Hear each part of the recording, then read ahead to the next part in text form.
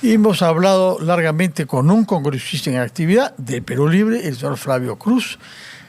Corresponde ahora conversar con 3 excongresistas, algunos de los cuales hicieron varios mandatos. Está bien. 4, hasta 5, me parece, algunos de ellos. El señor Víctor Andrés García Belaúnde, que está con nosotros, también el señor Jorge del Castillo, ha sido alcalde de Lima el remoto año 86, me parece. Sí.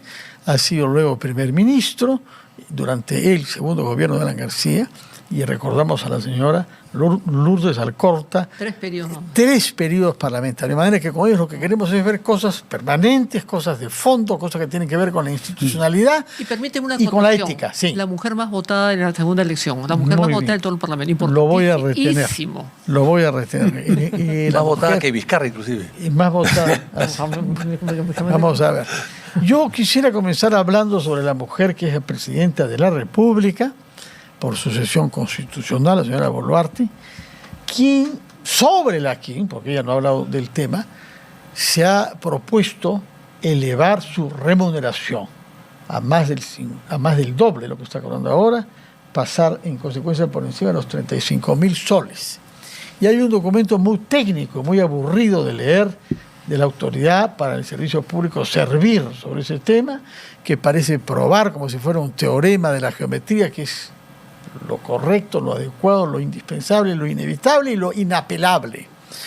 La pregunta es si así fuera, porque efectivamente hay algunas cosas que corregir, no parece razonable que hayan otros funcionarios públicos que cobren más que la jefe de Estado. Me van a explicar, sobre todo quienes tienen memoria histórica, y el señor Víctor Andrés García Belaúnde quizás quiere decirnos algo sobre eso, cómo hemos llegado a esta situación. La pregunta ¿es el momento adecuado ahora, en las circunstancias trágicas que estamos viviendo, por una parte, vinculadas con los asesinatos de 13 compatriotas en Patás y con los cuestionamientos que hay por otros aspectos de su desempeño como jefa de Estado? Y si lo razonable no sería que ella favorezca que se apruebe la norma para subir el sueldo a su sucesor, en vez de estar, una vez más, favoreciendo normas que la benefician a ella directamente, por mucho que sea servir. Su opinión sobre el tema, señor Víctor Andrés García Belaúnde. Es totalmente inoportuno, y además ella ha pretendido ir al velorio, al entierro del Papa, que ha muerto con $100 en su cuenta corriente.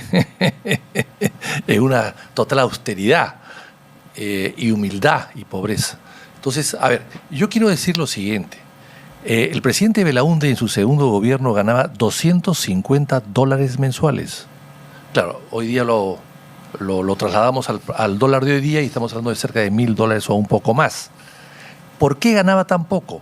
Porque él tenía el sueldo de su primer gobierno, porque durante los 12 años de dictadura militar, los militares no cobraron, Morales Bermúdez y Velasco no cobraron el sueldo de presidente, sino cobraban el sueldo que le daba el ejército. Generales, así es, y de jefes del ejército, qué sé yo. Entonces Belaúnde encontró eso y así lo dejó.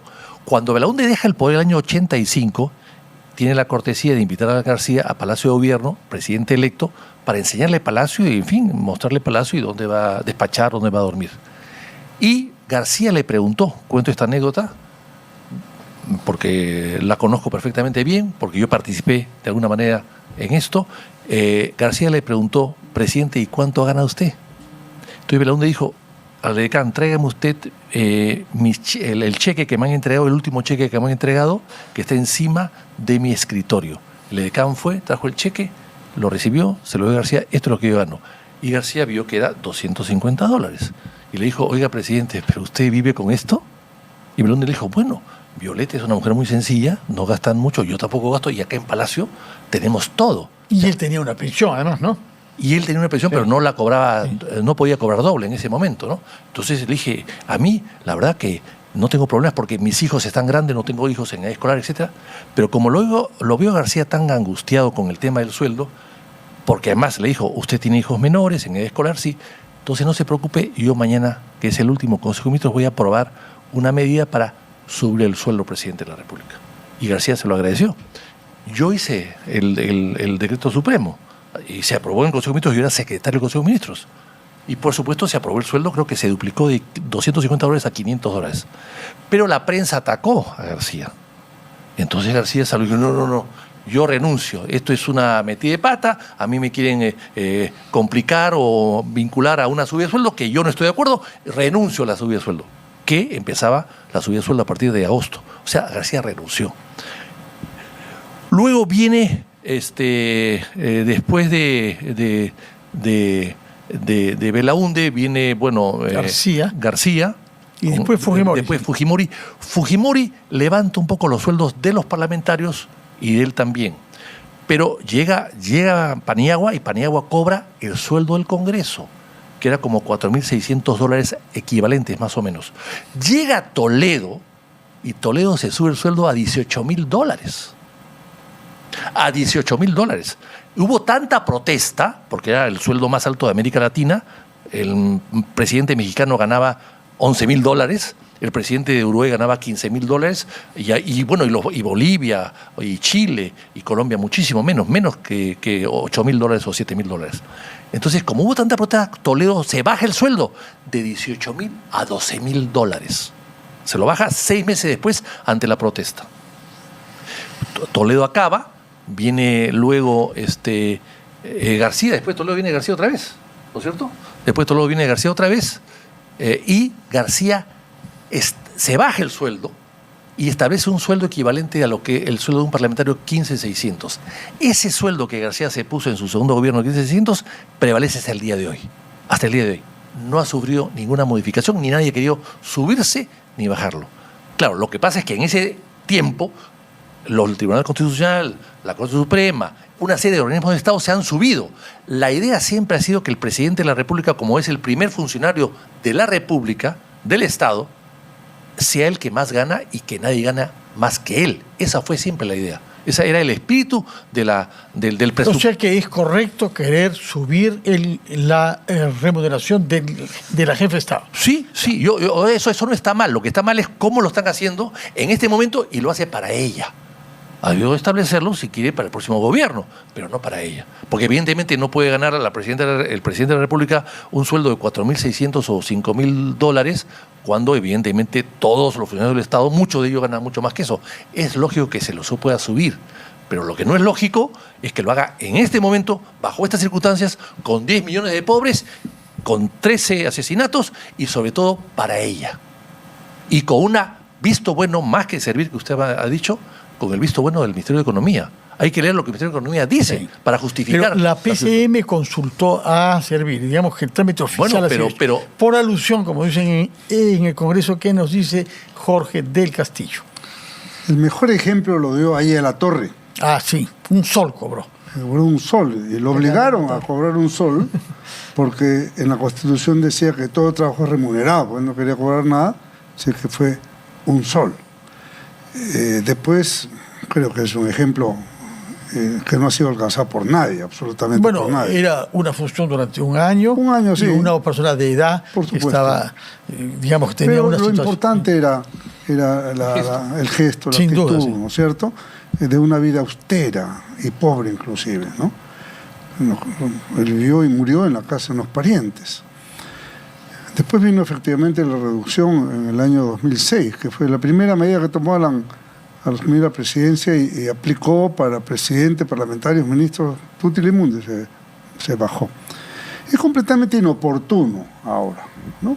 Puede ser justo el sueldo, no está en discusión, pero hay que ser pertinente pues en política, y creo que esta es una demostración una más del manejo incompetente en la forma de hacer política en el país, ¿no?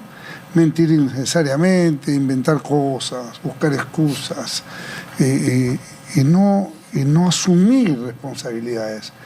Por ejemplo, el tema de la inseguridad ciudadana en gran parte crece porque desde el delincuente hasta el policía perciben que como no hay liderazgo, el delincuente hace lo que quiere y el policía no defiende como debiera porque no se siente respaldado.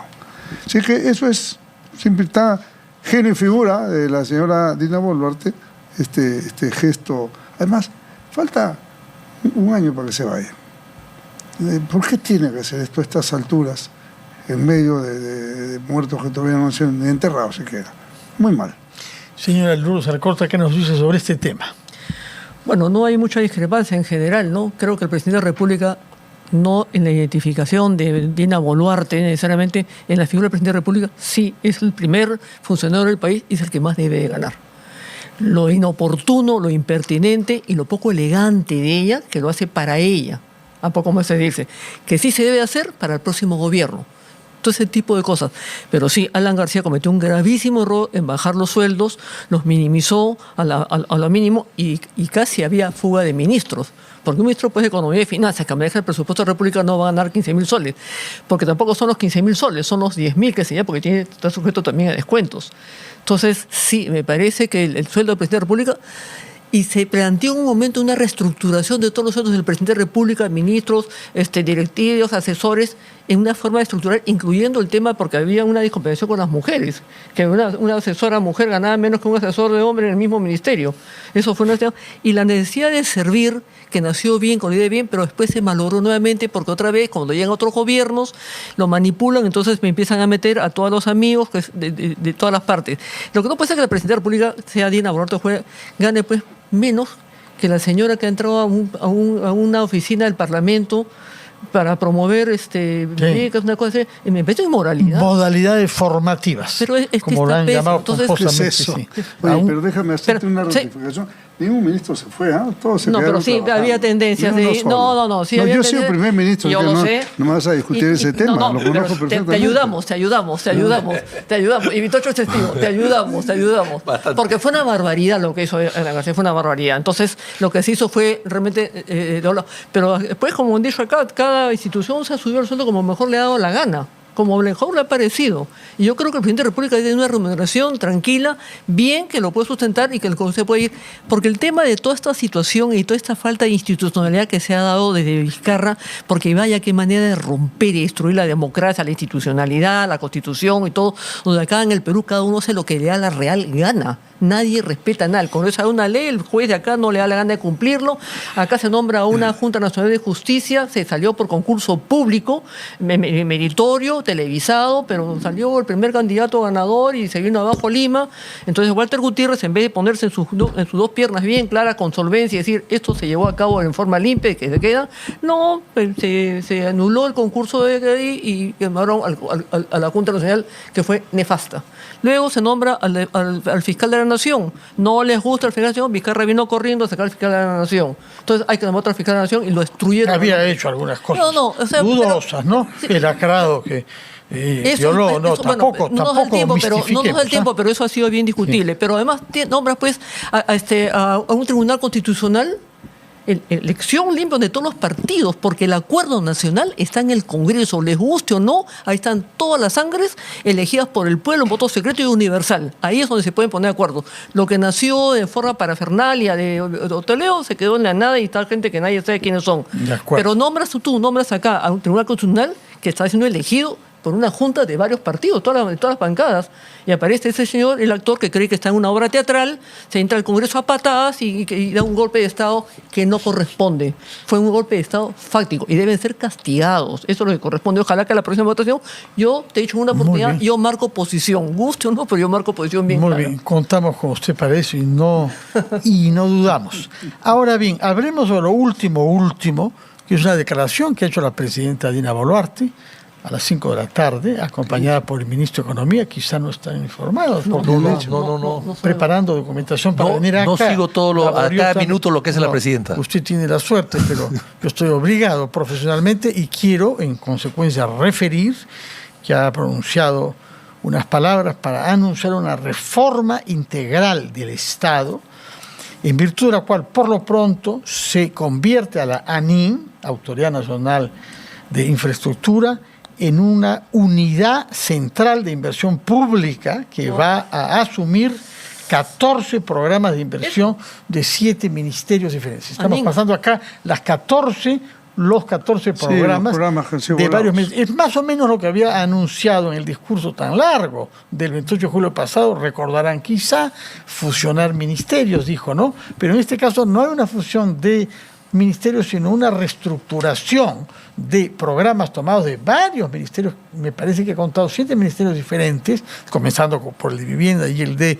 transporte naturalmente, pero también está salud, también está educación, también está producción, etcétera, para que todo esto se haga con un ahorro, nos dijo el ministro Salardi, de 4.000 millones de soles al año, con más eficacia en la obra pública y que no suceda lo que estamos viviendo ahora, 2.500 obras paralizadas. Una primera reacción sobre este tema, señor García Belaúnde, porque es un tema que ya venía anunciado, ¿no? Mire, habría que ver, analizar exactamente cuáles son los alcances de la norma o de la disposición que se ha tomado el día de hoy.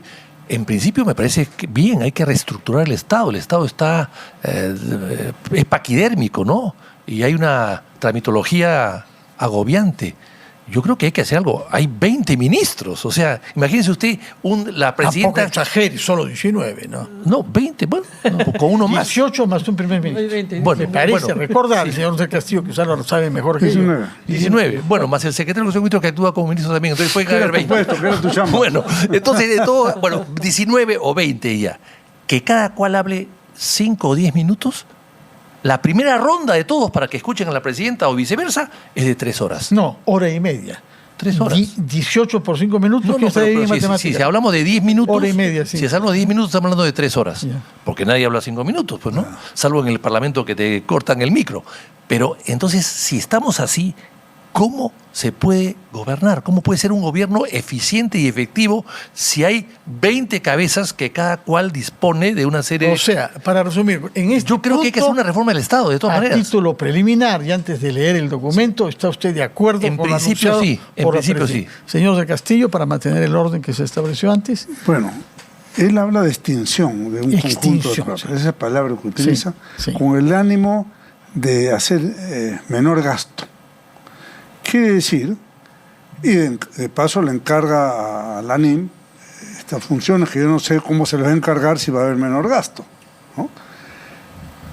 Por ejemplo, Provías, nacional o departamental. ¿A dónde va? ANIM, claramente. Provías es una de las primeras. Ya. Figura en la lista. Dígame, ¿y esto es una solución al tema? O sea, vamos a hacer un superministerio de infraestructura de lo que está haciendo, ¿no? Y no disuelve el Ministerio de Transporte, que es el que se encarga de esas cosas. Tampoco disuelve el Ministerio de Vivienda, que se encarga de parte de eso. Entonces, ahora vamos a tener un nuevo superministerio de alguien que no es ministro. Ojo, para manejar el mayor presupuesto de la República. Fíjese, todo esto se podría hacer, pero dentro de un plan estructurado, un plan de gobierno claro. Pero esta es una cosa que sacan bajo la manga. La habían anunciado, la habían preparado, hay un estudio serio de estos programas. Entonces, por ejemplo, PRONET, el tema de los colegios. Ahora, ¿quién los hace? ANIM. Pero si no han hecho uno. Se le retira al Ministerio de Educación. Los últimos colegios válidos los hizo precisamente Alan García con los colegios emblemáticos. Los últimos hospitales que hay en el Perú los hizo el APRA. Después han habido ministerios, una serie de organismos, no han hecho nada, muy poco. Entonces, ¿por qué? Porque no hay buena gestión, porque el crecimiento del Perú, en lugar de 6, 7, 8, 9, como teníamos nosotros, ahora tienen 2. Dice que iban a ser 4 y ya lo bajaron a 3 y pico. Entonces, ¿por qué? Porque no hay crecimiento económico y no porque haya cambiado la Constitución. Bien por el contrario, se han triplicado el precio de los minerales y eso no se está aprovechando por falta de gestión. Si es que esto yo veo que es quizá una buena intención, señor Carvalho, pero de ahí a que haya una realidad, hay un abismo. Señora Lourdes Alcorta. Yo sí creo que es necesarísimo, pero así de urgencia hacer una reestructuración del Estado de todas maneras, pero no este gobierno. Este gobierno lo único que ha demostrado es una carencia de criterio. El tema de la gestión es criterio, hago, no hago, digo, no digo, ejecuto, no ejecuto, porque son ministros de una sola cosa, o hace esto o hace el otro, no tiene capacidad de hacer varias cosas. El ministro de Transportes y Comunicaciones es el ministerio más grande que hay, es el que tiene muchísima gente y el que tiene el mayor presupuesto de la República. Es un reverendo desastre. Vivienda exactamente igual. Sí, hay que reducir el Estado, y reorganizarlo, pero con gente capaz, con gente que sepa del tema, pero no con un gobierno que está acá y que tiene la mayoría de sus ministros realmente con una incapacidad absoluta para gestión, pero además sobones, muchos de ellos son una tira de sobones insoportables. Eso no ayuda para nada. Eso tiene que ser cabeza fría, bien hecha, y lo debe hacer el próximo gobierno, el que entre con gente especializada para reducir la situación y llevarla a cabo y ordenar todo el Estado, que es un trabajo que no va a acabar con ese gobierno del próximo año. Eso va a durar, restaurar y caminar hasta que más o menos se empiece a organizar. Muy bien, quisiera que hablemos sobre otro aspecto, más rápido porque el tiempo corre, que tiene que ver con la seguridad ciudadana y el desempeño de las instituciones públicas. Hay un comunicado oficial del Estado colombiano dando cuenta que ellos han actuado de la manera más correcta posible en relación a la llegada a Colombia de un Cuchillo. y ciudadano, pero ya me cortó el chiste porque quería decir Miguel Rodríguez Díaz. Seguramente nadie lo conoce por ese nombre. Iba a decir creo que era Cuchillo, pero se adelantó. Efectivamente, Perdóname. este señor ha tomado su avión tranquilamente cuando vivíamos todos espantados por los asesinatos y las autoridades le atribuyen la responsabilidad del acto a este señor alias Cuchillo. Toma su avión en el aeropuerto y llega. Ni siquiera se toma la molestia de huir como tantos otros prófugos, como el señor Inostroza, para no nombrarlo, saliendo por la frontera con el Ecuador. Toma su avión en Jorge Chávez y llegan a Colombia. Donde, ¿Perdón? Más o menos Nadine también, ¿ah?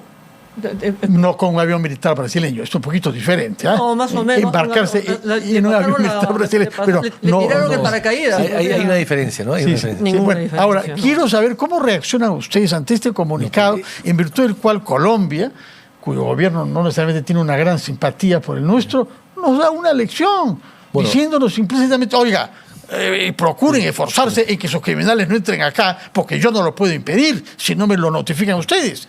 Es la segunda elección en una semana.